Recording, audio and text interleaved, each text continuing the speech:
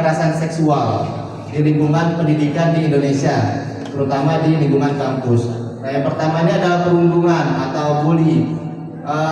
Bully ini sebenarnya sudah sejak lama ya, sejak kalian kecil itu sudah sering itulah bully, ngata-ngatain sama orang tua, terus ngejek satu sama lain, itu sudah sering dilakukan. Tapi tindakan itu sebenarnya tidak baik, karena perundungan itu adalah penggunaan kekerasan, ancaman atau paksaan untuk menyalahgunakan atau mengintimidasi orang lain untuk berbuat yang tidak baik.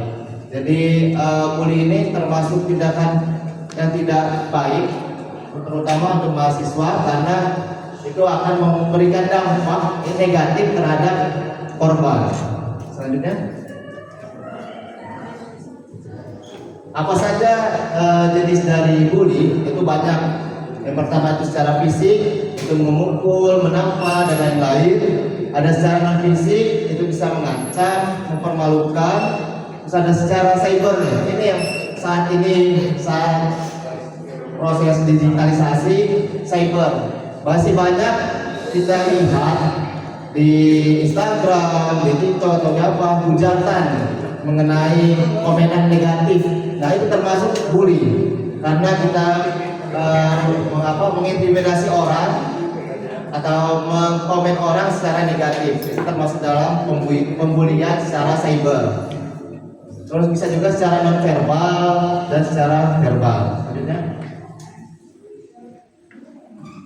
Nah, yang saya bilang tadi, pembulian itu ada dampaknya untuk korban. Yang pertama itu secara fisik atau motorik, secara kognitif, secara emosional, dan secara bahasa.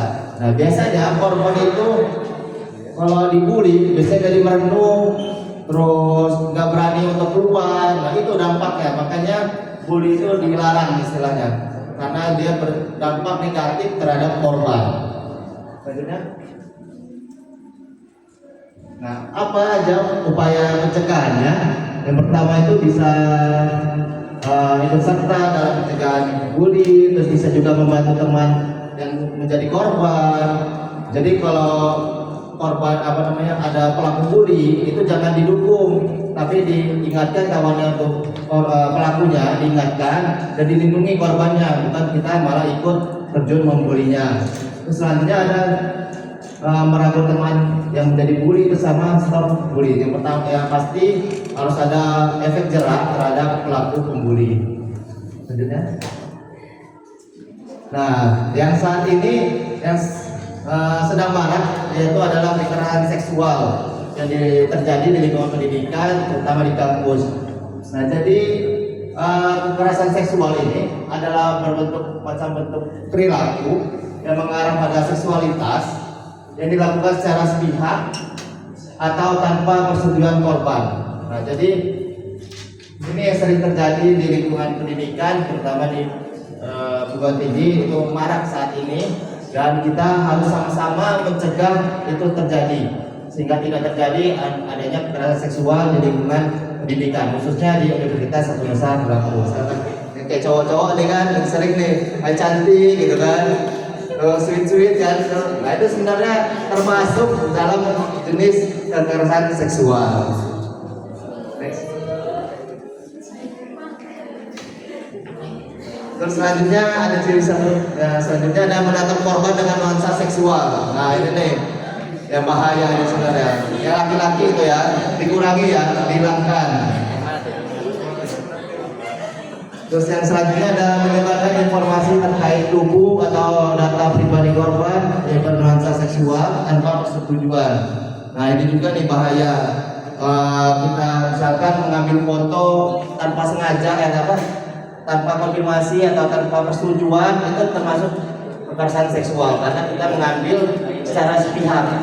Kalau misalkan ada persetujuan, itu baru tidak kekerasan seksual. Terutama yang nggak boleh itu ada bernuansa seksualnya, itu tidak boleh. Selanjutnya, nah ini contohnya lagi ada menyentuh, mengusap, meraba, memegang. Nah, itu udah pasti ya kekerasan seksual secara fisik. Terus yang selanjutnya itu ada memaksa korban untuk melakukan transaksi atau kegiatan seksual.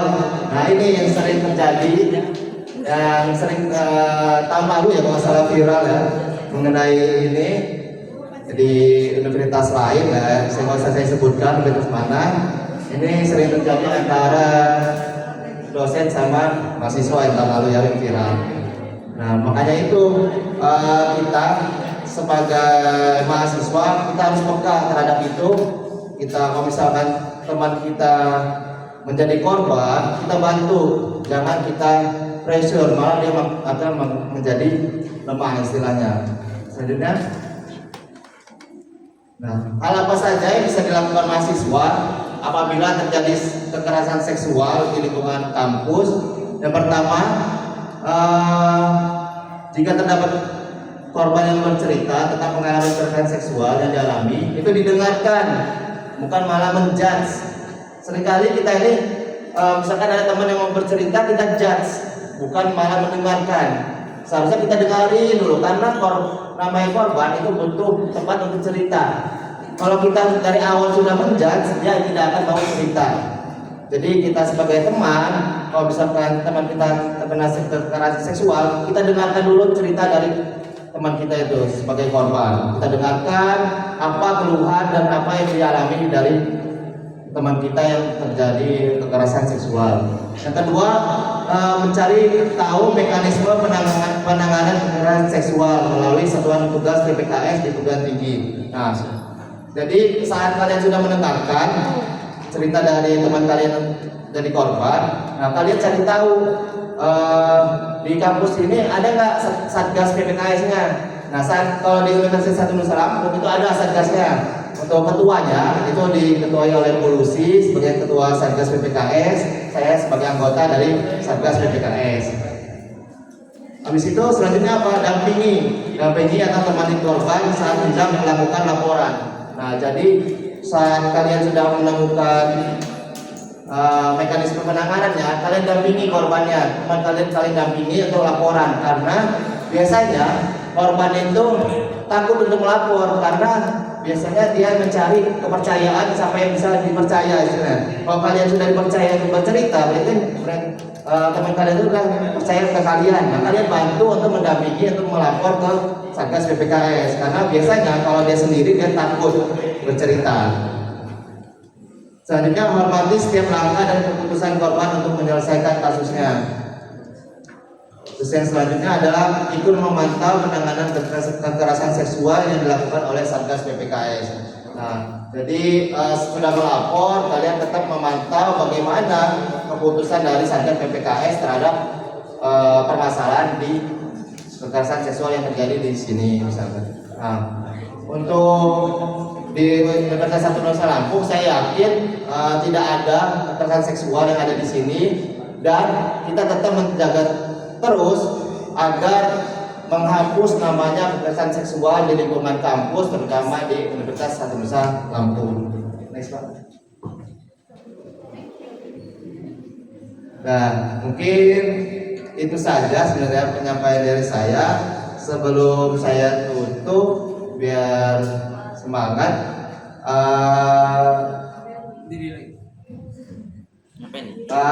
Masing-masing fakultas ada satu orang maju ke depan, masing-masing fakultas leader lah, satu orang satu leader.